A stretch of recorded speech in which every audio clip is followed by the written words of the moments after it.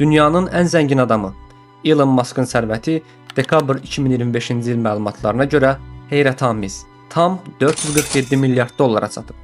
Bəs təsəvvür edin, bu nəhəng məbləğlə Azərbaycanda nələr etmək olardı? Gəlin birlikdə hesablayaq. Əgər Elon Musk hər saniyə 1 manat xərcləsə, onun pulunun bitməsi üçün tam 40 min il lazımdır.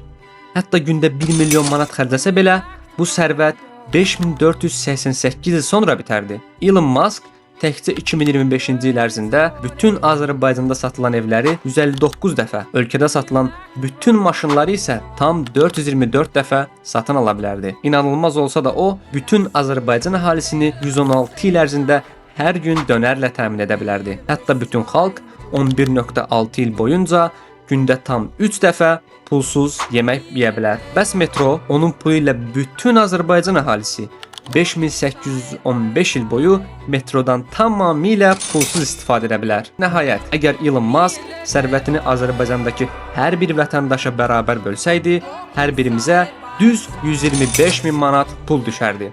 Bəli, bu rəqəmlər sadəcə xəyaldır. Amma Elon Musk'ın sərvətinin miqyasını göstərmək üçün kifayət edir.